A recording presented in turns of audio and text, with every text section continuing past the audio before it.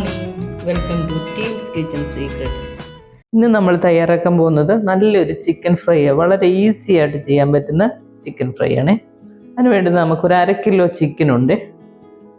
പിന്നെ നല്ല വലിയൊരു പീസ് ഇഞ്ചി ചതച്ച് വെച്ചിട്ടുണ്ട്. ഒരു 7-8 വെളുത്തുള്ളി, വലിയ വെളുത്തുള്ളി കേട്ടോ, അതുകൊണ്ട് 7-8 എടുത്തത്, അത് ചതച്ച് വെച്ചിട്ടുണ്ട്.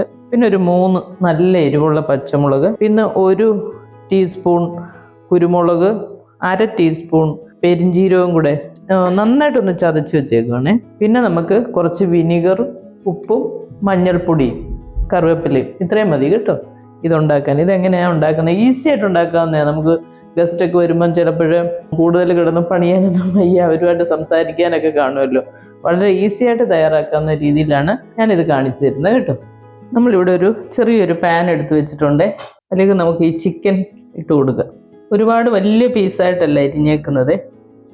ഇതിലേക്ക് നമുക്ക് ഈ ചതച്ച വെളുത്തുള്ളി, ഇഞ്ചി, പച്ചമുളക്, ഇതിലേക്ക് ആവശ്യത്തിന് ഉപ്പിട്ട് കൊടുക്കണേ. നമ്മൾ അവസാനമാണ് വെളിച്ചെണ്ണയൊക്കെ ഒഴിക്കുന്നത് കേട്ടോ. ഇത് ആദ്യം ഇത് ഇങ്ങനെ നമ്മൾ വേവിച്ചെടുക്കുക. ഇനി നമുക്ക് ഒരു 1/4 ടീസ്പൂൺ മഞ്ഞൾപ്പൊടി, പിന്നെ നമ്മൾ നേരത്തെ പൊടിച്ച് വെച്ചിരുന്ന ആ പൊടിയില്ലേ, കുരുമുളകും പെരിഞ്ജീരകവും കൂടെ, അതിൻ്റെ ഒരു 1/2 ഇപ്പം നമ്മൾ ചേർത്ത് കൊടുക്കണേ. ബാക്കി നമ്മൾ വെച്ചേക്കണം. കുക്ക് ചെയ്ത് ഏതാണ്ട് തീരാറാകുമ്പോൾ നമുക്ക് കുറച്ച് പൗഡർ ഇട്ട് കൊടുക്കണം. അപ്പം നല്ലൊരു ഫ്ലേവർ കിട്ടും അന്നേരം. ഇത് ഞാൻ ചെറിയ സ്പൂൺ എടുത്തേക്കുന്നത് കേട്ടോ, അതുകൊണ്ടാണ് 2-3 പ്രാവശ്യം ഇട്ടേ കാണിച്ചത്. ഇനി നമ്മൾ കുറച്ച് വെള്ളം, ഒരു 1/2 കപ്പ് വെള്ളം ഒഴിച്ചു കൊടുത്താൽ മതി. ഇനി ഗ്യാസ് കത്തിച്ചേക്കണേ. ഇത് വളരെ ഈസി ആയിട്ട് ഉണ്ടാക്കാവുന്ന ഒരു ചിക്കൻ ഫ്രൈ ആണ് കേട്ടോ. ആർക്ക് വേണേലും ഉണ്ടാക്കാം. ഒരുപാട് കുക്കിംഗ് ഒന്നും അറിയാത്ത കുട്ടികൾക്ക് വേണേലും പെട്ടെന്ന് ഉണ്ടാക്കിയെടുക്കാം.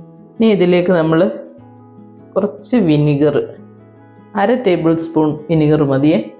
നമ്മൾ കുറച്ച് ചിക്കനെല്ലാം എടുത്തിട്ടുള്ളൂ, അന്നേരം അതിൻ്റെ ചേരുവകളും കുറേശ്ശേ മതി.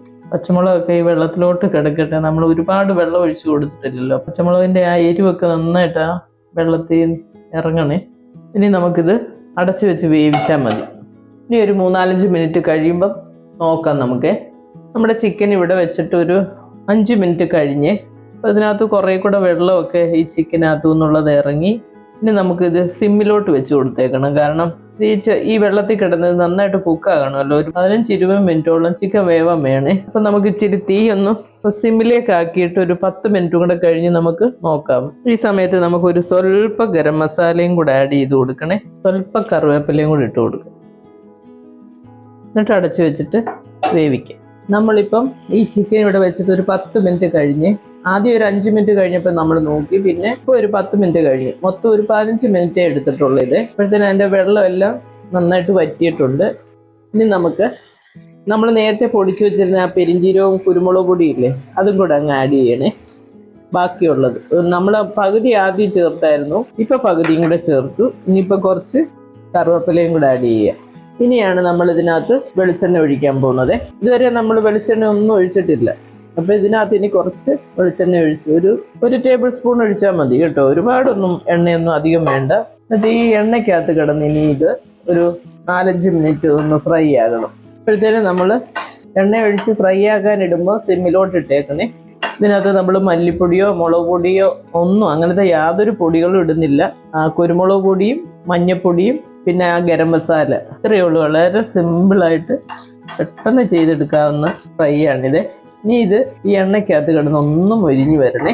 വെള്ളമൊക്കെ വറ്റിയിട്ടുണ്ട് ഇപ്പം.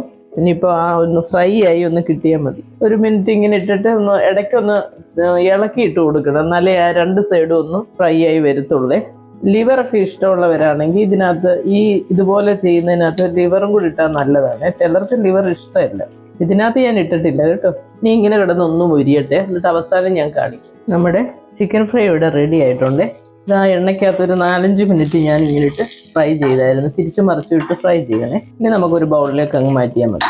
ഇത് വളരെ ഈസി ആയിട്ട് ഉണ്ടാക്കാവുന്ന ചിക്കൻ ഫ്രൈ. അതിനകത്ത് അധികം മസാലകളോ ഒന്നും ചേർക്കുന്നില്ല. മല്ലിപ്പൊടി, മുളക് പൊടി അങ്ങനത്തെ ഒന്നും നമ്മൾ ചേർക്കാതെ സിമ്പിളായിട്ടുള്ള സാധനങ്ങൾ വെച്ച് ഉണ്ടാക്കിയെടുത്ത നല്ലൊരു ചിക്കൻ ഫ്രൈ ആണ്. എല്ലാവരും ഇത് ട്രൈ ചെയ്യണം. എൻ്റെ ചാനൽ ഇഷ്ടമാവുകയാണെങ്കിൽ ലൈക്ക് ചെയ്യാനും ഷെയർ ചെയ്യാനും സബ്സ്ക്രൈബ് ചെയ്യാനും ഒന്നും മറക്കല്ലേ. അപ്പോൾ അടുത്തൊരു വീഡിയോ ആയിട്ട് നമുക്ക് അടുത്ത ദിവസം കാണാം. Thank you.